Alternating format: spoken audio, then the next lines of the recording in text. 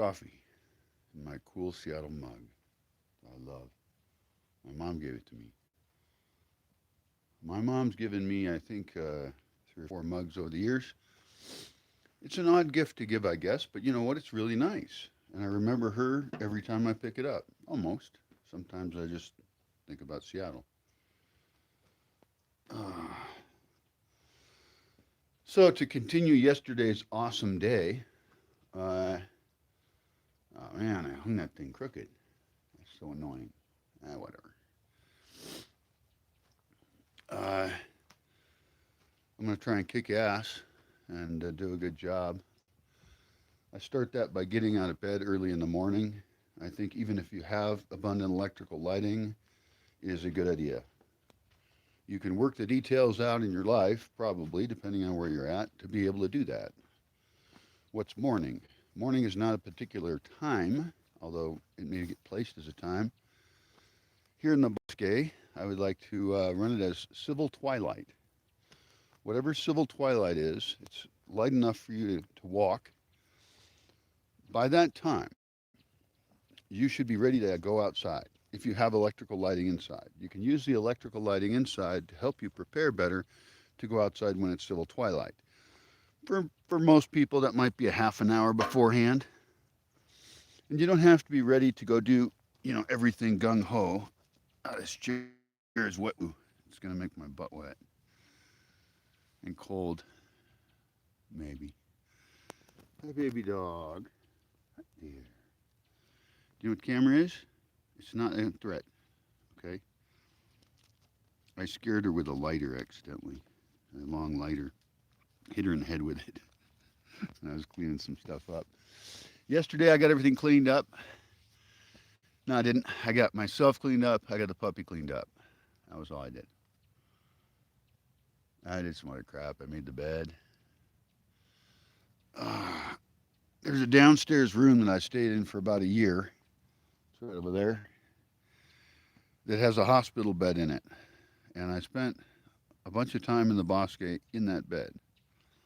Approximately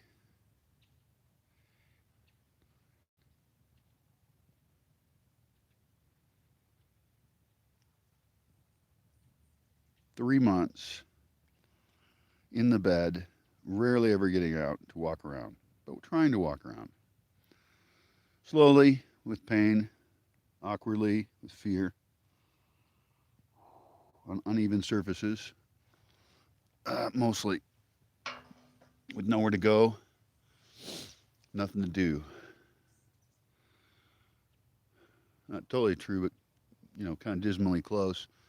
And under those conditions, and I'm not known for being a clean person, and this is a very dusty place. Dust and dirt, especially right there near the door, just come into that room all the time. So everything's covered in a layer of dust. Not like playa dust, but dust. I have a story to tell about that. So today's goal, I think if I choose to accept it, and I'm in charge of me, so I get to decide that, I think that's a really great goal because it's on ground floor. It gives me more space. I have a friend that might want to use that hospital bed in the next few months. He needs some surgery. I don't know. It might not be worth it to move it over there. His surgery may go real smooth, and it's a very common non-emergency surgery, but also he'll be immobilized. I have bookshelves in there. I want a place that's inside, semi-inside, where someone could use the internet, and that would be someone that I thought should be in there. Most people can't go in there most of the time. Maybe I open it up for part of the day as a store, and maybe as a semi-lounge. Although for who, I don't know. It could be a set so we can broadcast from it. There's internet there. So the entire lower room could be focused on making it into a set. I have a green screen, and a green screen doesn't need the camera to be, well, actually, the camera should be further away and the mic closer. That's tough. The edges of the green screen can come out, although I think that's funny too, especially if whatever's behind it isn't too bad, if it doesn't look bad. Like, what if it's a wooden wall? I have a spot like that that could be made like that.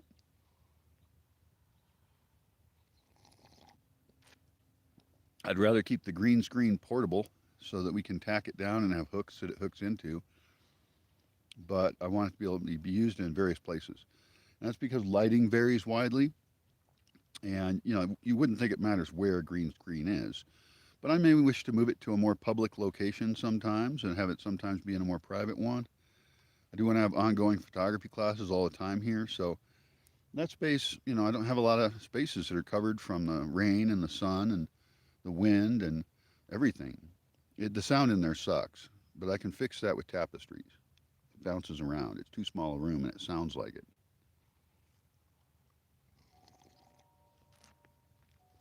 We could call it an effect, and maybe it will be in certain spaces.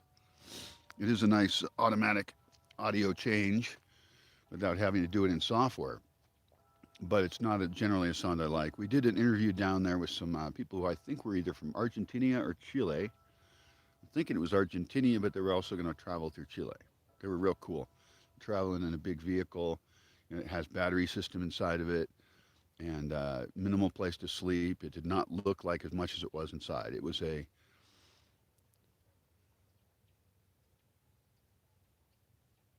don't know a lot about cars, but it was not a super studly looking car. But man, they packed stuff into that. They did some major design work. I was so impressed. In fact, that's some of the kind of people I'd love to host here are van lifers.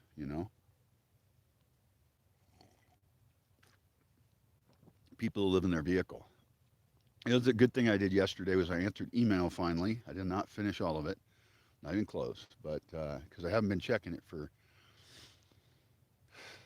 I haven't actually done email for over a month, maybe 2 weeks. I'm not sure, but I haven't really cleaned it up and responded to people and figure out who the fuck's talking to me about what, and because I got to figure out who I can partner with, who I can work with. There was one nice guy that visited here, really cool dude, uh, and he sat here and chatted with me for a while, and we were socially distanced. And I got to find my notes on him. Actually, I should send him my notes on him to further our conversation.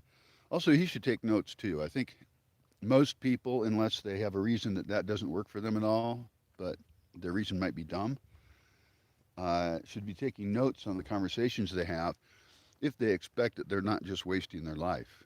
I mean, I take notes in intimate conversations. I take notes in ideas that we're never going to do, because I want to think and I want to connect ideas together. And maybe some idea that we're not going to do, we will actually do someday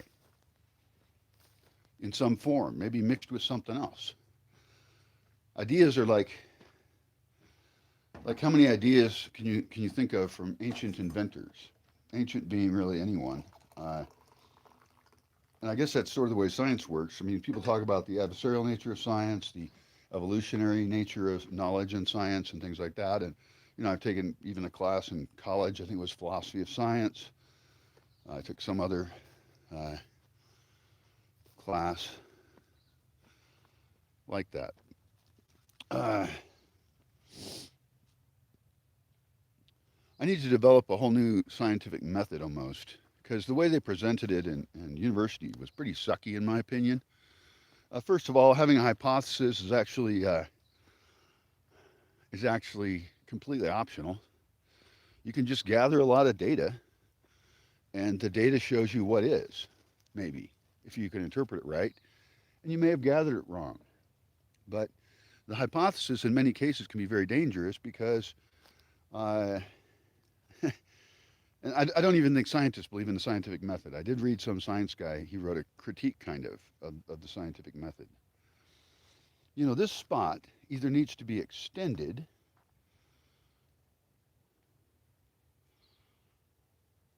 or dug in, one of the two.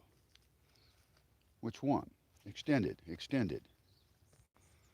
Yeah, this is a great place to dump more stuff, probably dirt, because that's handy, out into this area near the sunrise.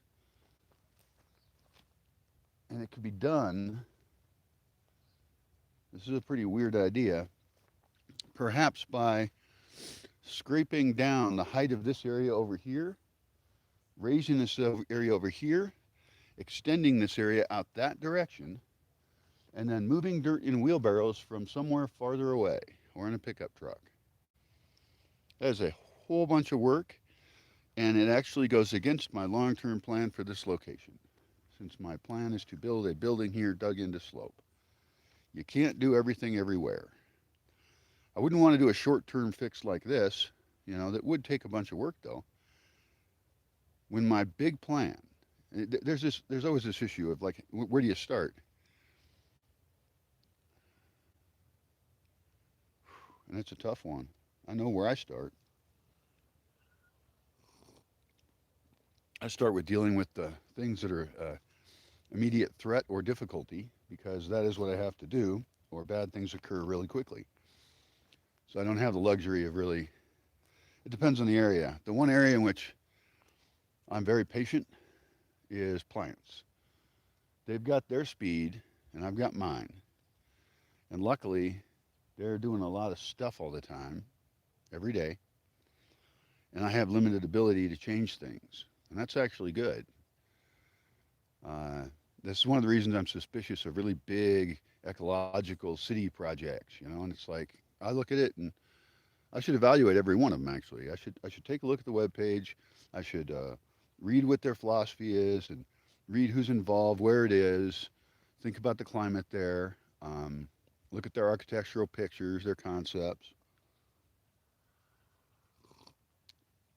See if they have an engineering section that shows, energy inputs and outputs, or hope that they can convince me that they do have one, at least, and that they've left the half the area to some kind of park, whether it be fully wild or whether it be a highly human-friendly park or somewhere in between.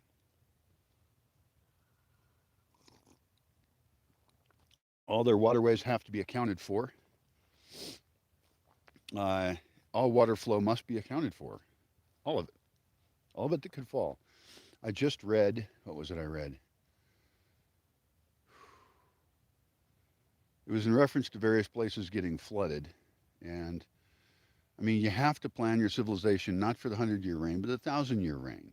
And I don't mean you want it to reign for your civilization to reign over other people for 1,000 years, okay? No, that's not my point at all. In fact, your civilization should be designed to change and evolve over time. But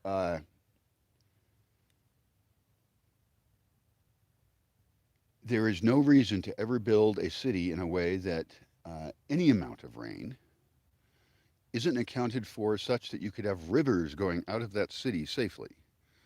And this might be a reason to turn roads into rivers. It's a strange thing, but we already have roads. They're already our really most constructed thing. An over rain would mean it's over our capacity to store it, right? So we can be emptying out our storage systems and having our existing storage systems capturing the surprise rain, and that's cool, no problem. But those overflows then have to go somewhere. And it is not necessarily, in some cases, a bad idea to have it go on a road to get it downhill away from everything as much as possible. And that road could actually, since it's going down slope by definition, right? That road could easily be sloped in ways that dump large amounts of water into places where we can disperse it, soak it into the ground, because that's the most stable place for it to go. We want to get that ground, well, I mean, it sounds strange because you don't want to cause a mudslide, right? But you do that real carefully. And maybe you even have, maybe, I don't know. It depends on your climate and your geography, your geology, all that shit. And this is my best example here. So it is an issue. If you block away, for example, let's say we talk about the Bronco, right? Well, it's already blocked up above me, and it's blocked with concrete road. So there's never going to be probably a huge rush of water through here just because of how it's been altered above me. Now, that's quite a ways away. And so, any movement of land we make, like in this case, I'm just talking about a tiny little spot right here. But what it's going to cause is actually going to cause that liquid to stay back. And during the rains, this could actually get kind of like a big mud puddle almost, which isn't necessarily bad. It can dry out. And since I was thinking about putting sawdust here anyway, I can even it out later. I would find a lot of rocks in here. Uh, this is hard work because the soil is very compacted. It's too bad I couldn't have done this before I decided to do this here, but I didn't know how this was going to evolve either. It's very hard to know the future when it comes to design, especially the kind of design rule set that I'm thinking of for how we deal with land. Uh, it's clear that these people who make these ecological projects, the big ones, not the small ones, there's a lot of good ones, but I want to figure out, just like we need to figure out how can someone do permaculture in the city, and how can someone be a prepper in the city, and be a useful person in times that are difficult, not just for themselves but to help others as well. Uh, we could make all this shit easier with design, because one person is born, they live, they die. A few of them have a larger impact. Most of them, survive, and maybe they create a person, and that creates the new world. But when we design, when we zone out places, especially land use zoning, is absolutely critical. And I want to turn all that on its head. I want to not have us squish big places so we can put in the systems we think are smart. We have got to fit in the system. Sometimes here, and I'm frustrated, and I've been frustrated in videos, and I'm not sorry about that either. I think it's a very honest thing to share, and I want to help people for real, not just present some Pollyanna, I'm prancing around the forest thing. It is actually an extremely difficult thing to turn the way that people deal with land on its head and absolutely just switch it around. Now, we used to live this way in various cultures, and those cultures tended to do well, although if they were prosperous and they weren't armed, then they got killed by somebody else, or sometimes by a natural disaster. I mean, those civilizations are really rare, right? Most civilizations fall because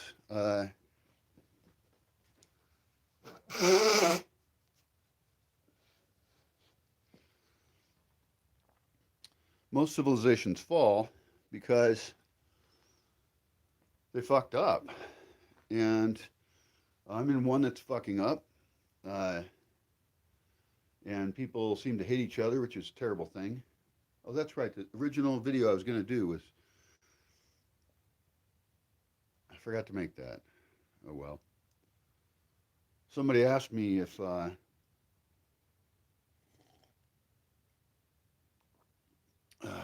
was it?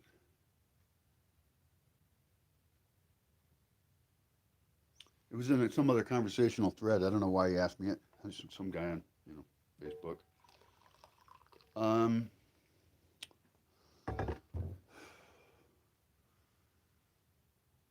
he suggested that I might not want to return to civilization because I said I wanted to reconnect. Right? I wanted to reconnect with civilization in certain ways. And for me, that's not that extreme. I mean, I'll still mostly live as I do, but I want faster internet. I want lights again at night. I want visitors, and do that in some kind of safe, intelligent way that works for everybody. But really, to have visitors, I have to have visitors who are pretty self-contained, and/or I have to have other people living here who can help them survive, or they pay enough so I can hire other people to help them survive, which I can do. Uh, so I don't mind paying guests, I suppose. Um, I mean, somehow someone's got to pay somewhere, and so I free is over. There's no free lunch. There was occasionally there is a free lunch. I don't know if you know this term. There is no free lunch. I think it's from Heinlein, and I forget what book, but Tanstoffel is the acronym for that. Sometimes there's a free lunch at someone else's expense, And there's a huge class of people out there, and they come in various forms, whose primary objective is to take, not to give. I would like to collect the givers. Even in experiences like Burning Man or traveling around with people or hosting parties, I find that there are those who are energy sucks and those who really overproduce. And the ones who overproduce and make the world a really awesome place stop doing it after a while because they get tired and because nobody's taking care of them. I knew several people like this in Seattle, and I thought to myself, geez, what if I could have a gathering that was just those people? And they don't all have to do everything all the time, but each one of them is the kind of person who tries to do that. They also make good recipients then of energy or things that other people give them, or of goodness in the world. So this is a kind of, I'm dividing the world into two groups. Of course, it's really a bell curve, but I guess I'd like to cut off a large section of somewhere that I'm not on. I want to collect here the kind of people who think planting trees is really great and who want to learn plant propagation and apply it at their own level. People who can learn from videos and or by reading. You know,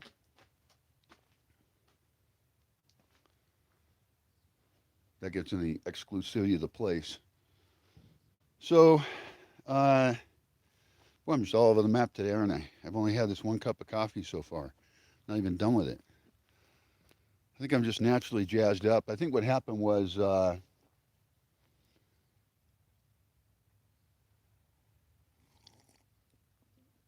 I've been pretty isolated, even online lately. I've just basically quit. I think I don't like to use words lightly, but I've been pretty depressed. And I don't just mean sad, and it's not just recently or anything. It's just I'm worn down. So, but I had a chat with three of my good friends. All of them very different people, obviously. It wasn't with all of them; it was just one on one. And there was no video being recorded or anything like that. I do like to do that kind of thing, and I do want to get back into that. That's a really healthy, socially healthy, mentally healthy thing for me to do right now, since I'm mostly isolated. But these three conversations, it reminded me of who I am, who I was, what I am to people, what my options are a little bit. Some conversations were more about that than others, I suppose. But and then getting the gossip of their life, the news of their life, what the hell's going on with them? Because these are people I really like. You know, they're people I've kept contact with at all, or that I hosted in my home many times. You know, these are the people who I trust and I care about. I don't say that very often, and there's some of those people who I trust a lot and like a lot, and it's a gradient, of course, right? Uh, I haven't talked to in probably over 17 years, in some cases 20. Because I kind of, before I left Seattle, I was pretty isolated actually. I stopped hosting people. It became lonely. And apparently I left Seattle at a good time in a big scale. Uh, I got the privilege of being here, I guess. But those three chats just really picked me up because out here alone, and alone a lot in the last 17 years, not always, but even when I had somebody else living here, that's just two people. And I tell you, two people in the woods is great. It can be really cool, but it's not enough. And we got out more because it was a long time ago, and my van was legal, and uh,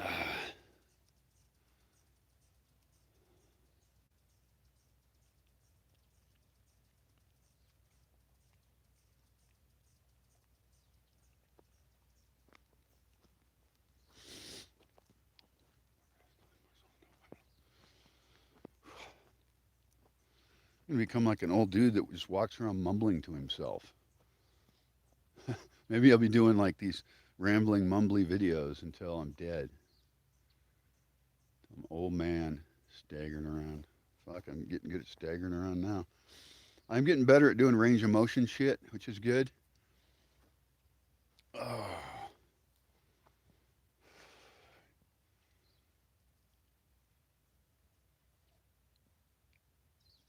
God damn, this place is a very slow sculpture.